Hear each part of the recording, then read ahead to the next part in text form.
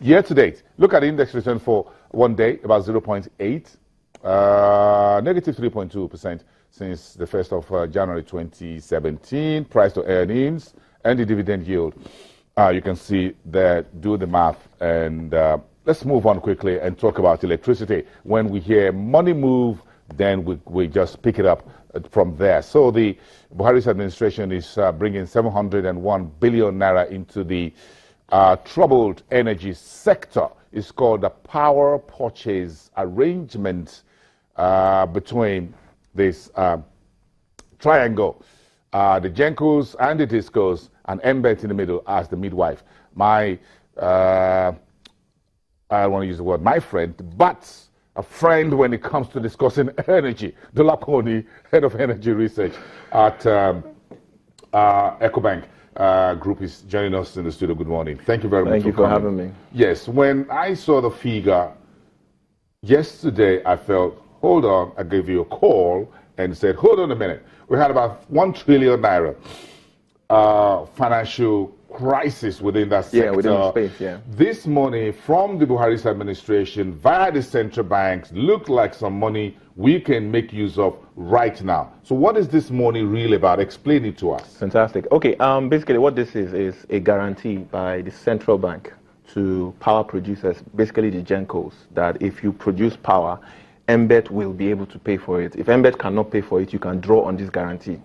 Now, the guarantee is meant to last between January 2017 to December 2018. So it's a 2-year guarantee. And what they've looked at is the fact that in the last 3 years, since the power sector was privatized, November 2013 to date, we've incurred a bill or a current revenue gap in excess of 900 billion naira.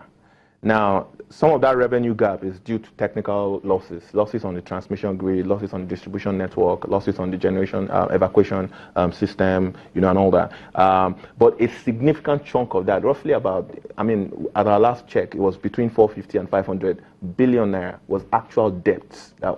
Cash collection that should have been made that has not been made, or monies that should have been paid that have not been paid. Now, this is something, unfortunately, that the Mbet is not equipped to make because they don't have that kind of backing, financial backing. So this financial backing that they are getting now gives them that ability that such debts do not accrue going forward. So that way, power producers are secure. These debts do not accrue from who to who?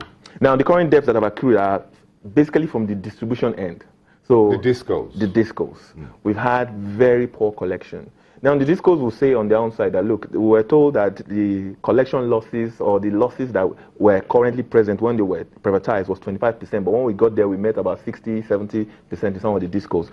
So collection is still not improved yet. For some of the Discos, they are still averaging around 40, 45% collection losses.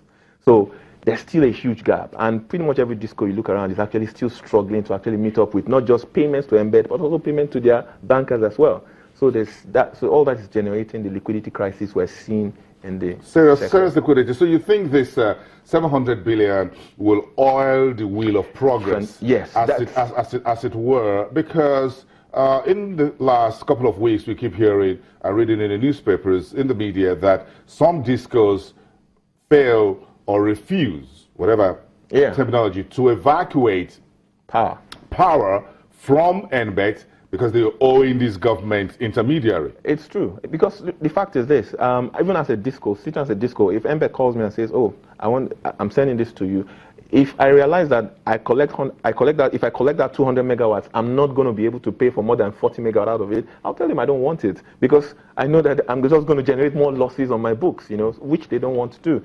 But on the other side, the flip side of this is the fact that because the power producers are not able to get paid by Mbet, they also are not able to pay the gas producers. As a result, the gas producers are also not able to invest to get more gas to the surface. So if we're really going to achieve what we need, because right now the power demand, the forecasted power demand for Nigeria is roughly about 16,000 megawatts as of 2017, and we're currently producing just over 4,000 megawatts. So clearly, if we want to get gas to the level we need, we're currently producing roughly about 1 BCF of gas to support that 4,000 megawatts. We need to almost quadruple it. In the past couple of months, through last year, the cries from the Gencos was about the militants. They were blowing up pipelines. We couldn't do business. Yes. Now the militants are quiet. Yes.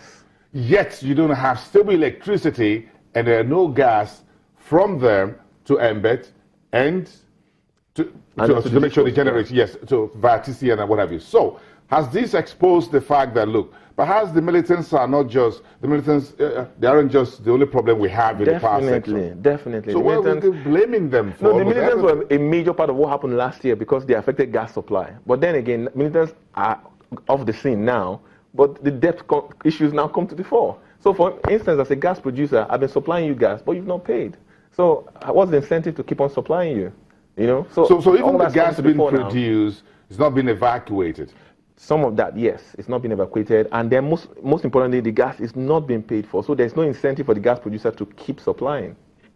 The local electricity company. So because I believe the gas debt is currently somewhere around 110 billion naira, whereas the power the debt to the GenCos from embed is roughly around 400 thereabout. So by the time you take all down to the value chain from the disco end, there's also a significant amount of collection losses. I don't want us to miss this for the benefit of everyone who is watching this.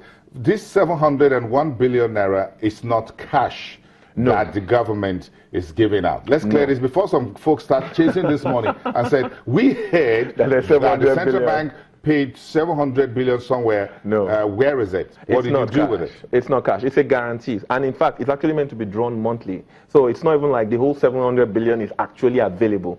The entire program for the next 2 years has been capped at 701 billion. That's 2 years, maximum taking us to amount 2019. To 2018, actually. Okay. So it's starting January 2017 to December 2018, so 24 months. So the idea is that maximum amount that will be allowed to be withdrawn under this guarantee will be 701 billion. So it's not a fiscal cash that's currently present. It's just a guarantee by the central bank behind embed, which was something we had also insisted back in 2013 that they needed to do to embed, because embed only got $750 million back then when the sector was privatized in November, and that could only fund about 3 to 6 months of power purchase. We're saying, look, you need to give embed at least a year and a half, if not more. So we're estimating $1.7 billion then. But thank God, this is roughly about $2 billion. So that's so we've come full circle, 3 years.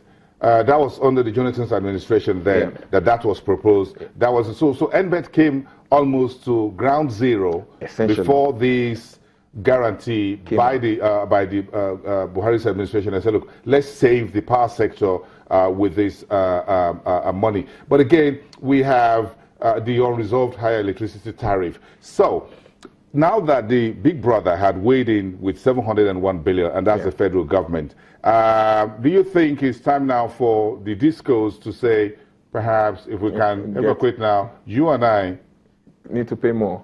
You read my lips. Good. You see, Dennis, this is in phases, and I really appreciate the way the government is going about it. The guarantee gives the power purchaser some relief. Now, embed can now face the discos and say, okay, good, discos, why are you not able to pay? Two things: you're not metered your customers. When you've metered your customers, then we can talk about tariffs as well. You've also not invested as much as we planned that you should have invested to increase your collection. Because, for instance, there are a lot of discos who still do not have proper enumeration of their customers.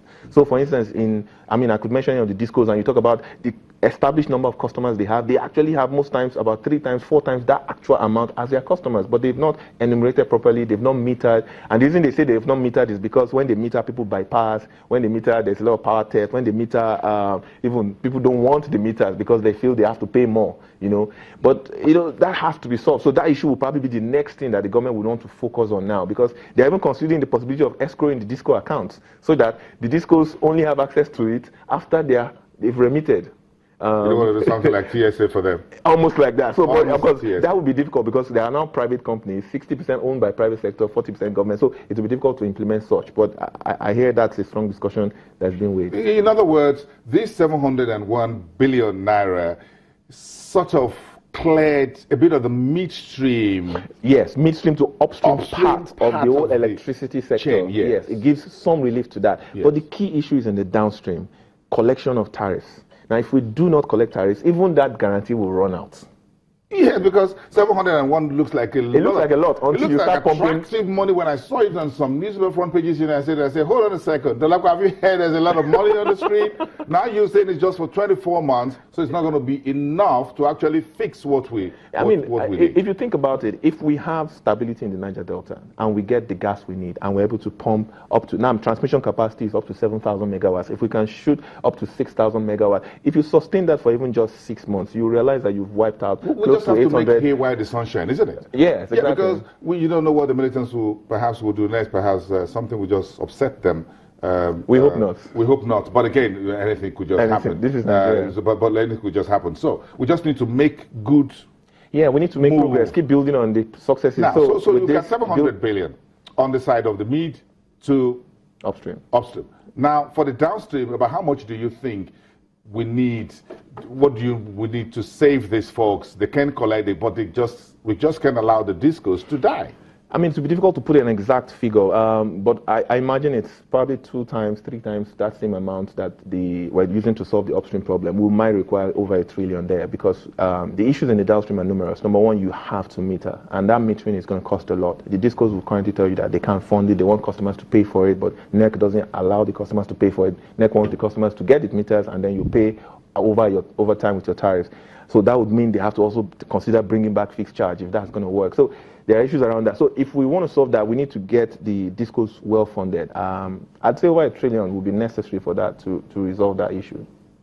Very, very interesting. Still a little bit messy downstream. Downstream is always very messy. I don't know why. Yeah. It's always an issue. But thank you very much. Enjoy your weekend. And for looking different on the show for the first time. I'm not going to fail to commend that. Dolapo, thank you very much for coming having me here. The head of energy research at EcoBank Group. Okay, we've got a lot to talk about, and the man who is coming next is the group Managing Director and Chief Executive Officer of Dangote Cement. That's one company that's had a lot of head scratching when it comes to energy, whether it is coal, whether it's imported or local. If you want to know the guy who is wearing the shoe that really hurts when it comes to power, you're talking about Dangote Cement. The bigger the head, the bigger the headache. One famous Nigerian and politician, businessman once said. So we're going to find out how much of these problems are affecting Dangote Cement earnings, as we saw 2016. Revenue higher 25%, but profit margin just about 2.8%. That's the next conversation. Stick around. We're back in about 2 minutes.